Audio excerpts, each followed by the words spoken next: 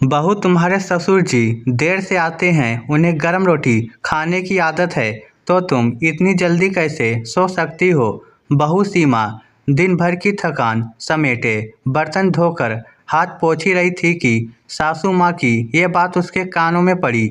दिन उसका आसान नहीं था। सुबह 4 बजे उठकर पानी भरना, बच्चों को तैयार करना, ससुराल की खेती से लौटे देवर के लिए नाश्ता, सासू माँ की दवाइयाँ, दोपहर की रसोई, फिर बच्चों की पढ़ाई और शाम ढले पति का थका हुआ चेहरा। सीमा ने कभी हिसाब नहीं लगाया कि वह कब बैठती है और कब सोती है।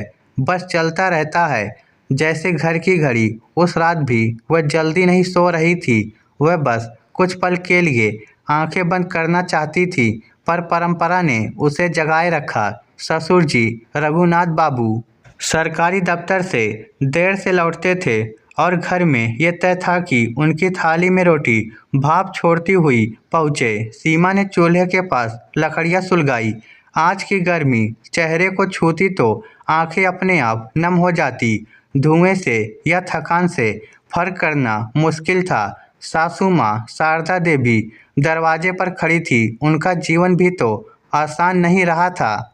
उन्होंने भी यही सीखा था कि घर चलता है तो नियमों से, और नियम टूटे तो घर बिखर जाता है। पर नियम किस कीमत पर? सीमा को यह सवाल भीतर ही भीतर कुरेदता रहा। उसने बिना कुछ कहे आटा गूथा, लोई बनाई और तवे पर रोटी डाल दी। रोटी फूलती तो उसके भीतर कुछ और भी फूलने लगता। एक अनकहा विरोध जो शब्दों में ढलने से डरता था। उसने सोचा, क्या ये सिर्फ मेरी जिम्मेदारी है? क्या गर्म रोटी की आदत किसी एक के श्रम पर टिकी होनी चाहिए? रघुनाथ बाबू जब घर पहुंचे तो रात के 11 बज चुके थे। थके कदमों की आहट आई और सीमा ने चूल्हा और तेज कर दिया। रोटी थाली में रखी, सब्जी पर घी डाला, दही सजाया। सासू माँ संतुष्ट थी, पर उनकी संतुष्टि में भी एक आदेश छिपा था। जैसे उन्होंने सीमा को नहीं, परंपरा को जीतते देखा हो। रघुनाथ बाबू ने खाना खाते हुए कहा, आज दफ्तर में बहुत काम था। सीमा ने सिर हिलाया। उसने कहना चाहा, घर में भी था, पर शब्द निगल लिए। पति अमित ने सब देखा, सब समझा। उसकी चुप्पी भी एक सवाल थी और उसकी आंखों में उत्तर ढूंढती सीमा को कुछ नहीं मिला। उस रात सीमा देर तक सो नहीं पाई। वह सोचती रही, क्या परंपरा बदल नहीं सकती? क्या जिम्मेदारियां बांटी नहीं जा सकती? अगले दिन सुबह कुछ अलग था। सीमा की आंखें भारी थी, पर मन में एक दृढ़ता उग आई थी। उसने सासू माँ से धीरे से कहा, माँ, आज से मैं रात की आखिरी रोटी पहले से आधी पकाकर रख दूंगी। जब बाबूजी आएंगे, अमित गर्म कर देगा। यह कहना आसान नहीं था। सासू माँ ने चौंक कर देखा, जैसे किसी ने घर की दीवार पर खिड़की खोल दी हो। उन्होंने कहा, यह तो हमने कभी नहीं किया। सीमा ने नम्रता से जवाब दिया, माँ, आप भी तो चाहती हैं कि घर हंसता रहे। अगर मैं बीमार पड़ गई तो रोटी कौन बनाएगा? यह तर्क नहीं, अनुभव था। सासू माँ ने कुछ नहीं कहा, पर उनकी आंखों में पहली बार सवाल था। शायद अपनी ही परंपरा से उस शाम अमित ने चूल्हे के पास खड़े होकर रोटी गर्म की। उसके हाथों में संकोच था, पर चेहरे पर सम्मान। रघुनाथ बाबू ने थाली देखी, फिर बेटे को। उन्होंने कुछ कहा नहीं, बस खाना शुरू कर दिया।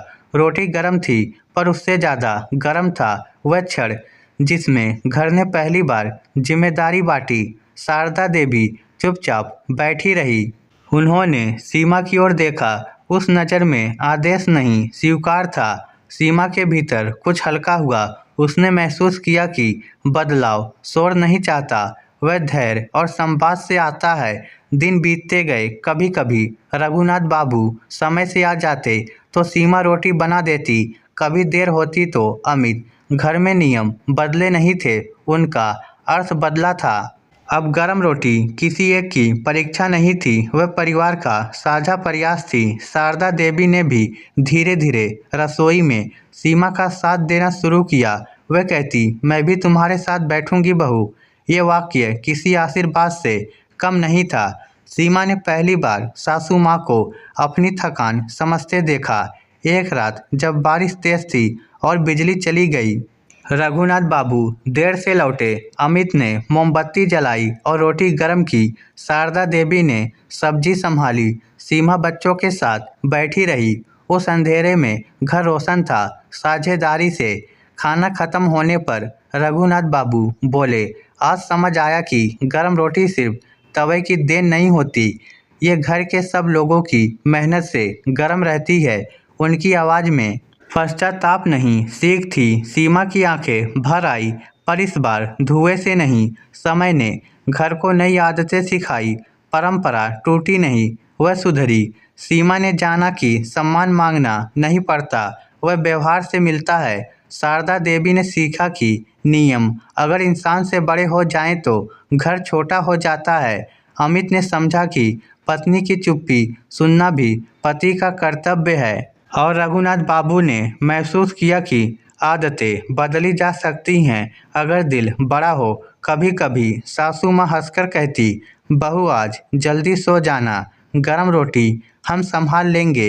ये वाक्य सीमा के लिए किसी उत्सव से कम नहीं होता। वह जानती थी ये जीत किसी की हार से नहीं आई, ये समझ से आई है। घर अब भी वही था, पर उसके भीतर का तापमान बदल चुका था। गरम रोटी अब सिर्फ प्लेट में नहीं, रिश्तों में भी परोसी जाती थी। इस स्टोरी को लेकर आपकी क्या राय है? नीचे कमेंट करके हमें ज़रूर बताइएगा। धन्यवाद।